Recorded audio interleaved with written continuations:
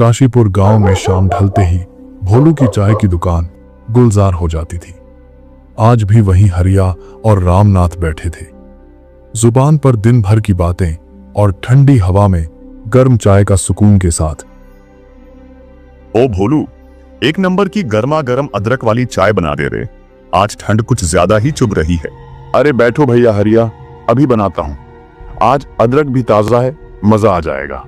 हरिया, सच बताऊं, दिन भर खेत में काम करने के बाद इस वक्त भोलू की दुकान पर बैठकर चाय पीने का जो सुकून है ना, वो कहीं नहीं मिलता।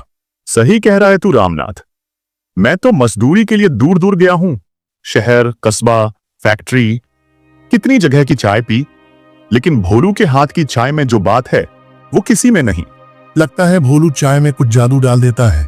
अरे नहीं भाई, जादू वोदू कुछ नहीं, बस दिल से बनाता हूँ और थोड़ी सी अदरक ज्यादा डाल देता हूँ। दिल से ही तो बनती है भोलू। तेरे बाप की चाय भी ऐसी ही हुआ करती थी, याद है रामनाथ? अरे कैसे नहीं याद होगी, तेरे दादा की दुकान से ही तो ये चाय का सिलसिला शुरू हुआ था। सुबह सुबह गांव की सारी खबरें यहीं से चलती थीं। हाँ भैया, दादाजी फिर पिताजी, और सुना है उनसे पहले भी हमारे खानदान में चाय का ही धंधा था। तो मैंने सोचा जो विरासत मिली है उसी को संभाल लूं। और संभाल क्या रहा है, आगे बढ़ा रहा है तू।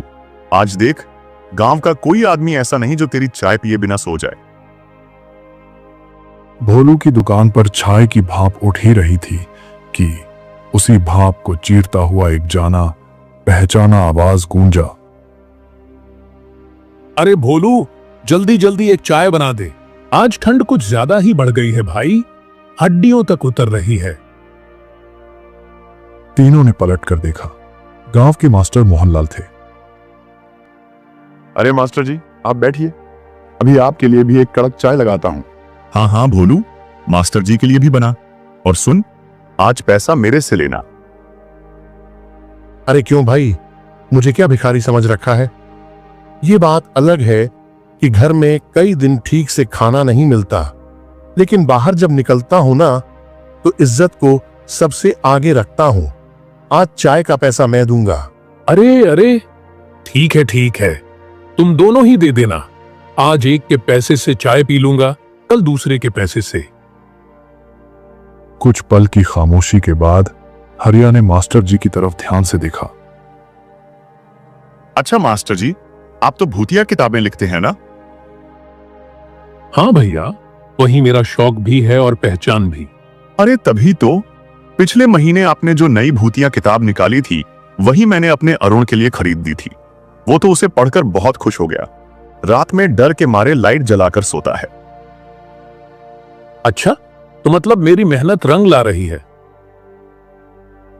मास्टर जी, आपने इतनी सारी भूतिया किताबें लिख दी, क्या आपके साथ कभी ऐसा हुआ है कि आपका सामना सच में किसी भूत से हुआ हो?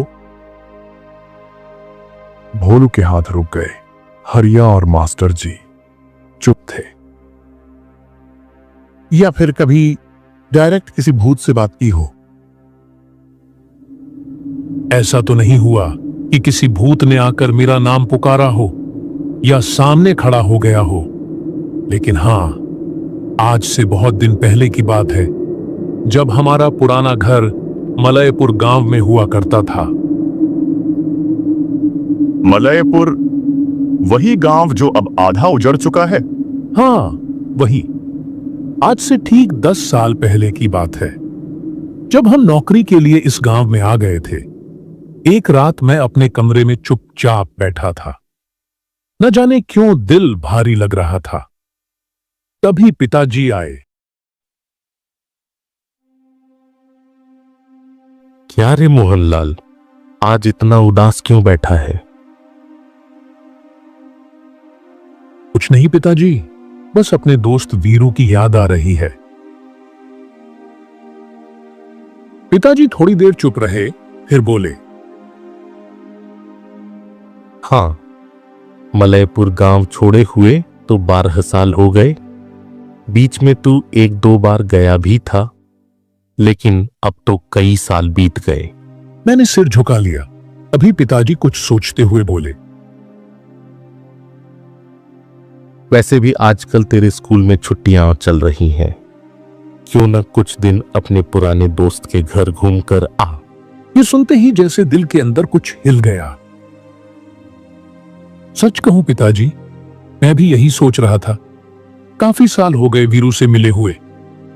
ऐसा करता हूं, कल सुबह की ट्रेन पकड़ लेता हूं, शाम होते होते मलयपुर पहुंच जाऊंगा। जा बेटा, मन भी हल्का हो जाएगा और बचपन की यादें भी ताजा हो जाएंगी।